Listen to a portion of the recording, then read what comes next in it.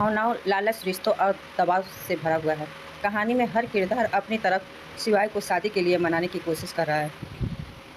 सोनम और सूरज बलदेव जी दौलत रुतबे की तारीफ करते हुए शिवाय को समझाते हैं कि इतना बड़ा रिश्ता ठुकराना बेवकूफ़ी होगी। ये कहते हैं, गरीबी मिटाने का हमारे पास एक ही मौका है।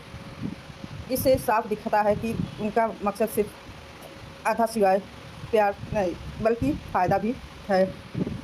दूसरी तरफ आध्या भावुक होकर शिवाय से कहती है, पापा हमारे रिश्ते के लिए मान गए, अब तुम क्यों पीछे हट रहे हो। आध्या याद दिलाती है कि उनके पिता ने बहुत कुछ सहा और आखिरकार रिश्ता स्वीकार किया, लेकिन शिवाय अंदर से किसी बात को लेकर असहज है। शायद उसे बलदेव जी की अचानक बदलती सोच पर भरोसा नहीं हो रहा है। क्यों मान गए डियर, यानी कहानी अब एक नए रहस्य की तरफ जा रही है। क्या बलदेव जी सच में बदल गए या उनके पीछे कोई योजना है। अलग अलग ट्रैक एक साथ चल रहे हैं। रिश्तों का भरोसा, स्कूल का मामला, मोहल्ले की बातें और सोनम के पैसे की परेशानी। मुख्य कहानी इसी आगे को बढ़ाती है। शिवाय साफ कहता है कि इसे आध्या पर भरोसा है, लेकिन बलदेव जी पर भरोसा नहीं है। इसीलिए वह चाहता है कि बलदेव जी का परिवार पाले, उनके घर आकर रहे, ताकि पता चले कि वे सच में बदल गए हैं या कोई चाल चल रहे हैं। फिर स्कूल का वाला सीन दिखाता है। प्रिंसिपल मैम चाहती हैं कि विवान को परेशान करने वाले बच्चे को स्कूल से निकाल दिया जाए, लेकिन बलदेव जी बदला लेने के बजाय समझदारी से की बात करते हैं। हर लड़ाई बच्चों की खुद लड़ना सिखाना चाहिए। यहाँ पहली बार उनका शांत और समझौता रूप दिखाता है। बीच बीच में फिर विज्ञापन और कानून आते हैं। डिजिटल सेफ्टी विज्ञापन, गोलगप्पे वाली सीन दिखाता है। सोनम जी और मोहल्ले की औरतें पैसे और किस्मत की बातें करती हैं। सोनम को पता चलता है कि डांस शो में एक रात 25,000 मिल सकते हैं। गरीबों और पैसों की तंगी देखकर उसका मन डगमगाने लगता है, लेकिन उसका पति मना कर देता है, हम आपको ये डांस बिल्कुल नहीं करने देंगे। और आखिर में सोनम गुस्से में ऐलान करती है, अब ऐसा नाच होगा कि ब्रह्मांड हिल जाएगा।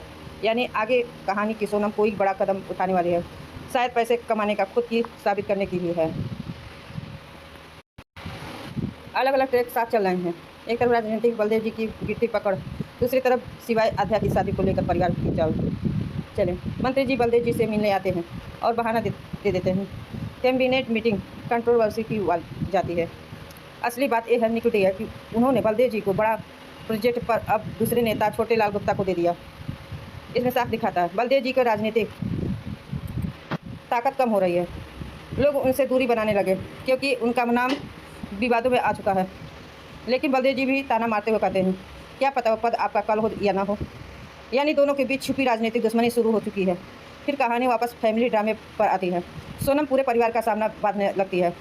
खुशी सोचती है कि शायद वे घर छोड़कर जा रही है, लेकिन सोनम का असली प्लान, हम सब बलदेव जी के घर चलेंगे, क्योंकि उसे लगता है कि बलदेव जी कभी खुद भी शिवाय के घर नहीं आएंगे, इसलिए शादी करवाने के लिए उन्हें ही वहाँ जाना पड़ेगा।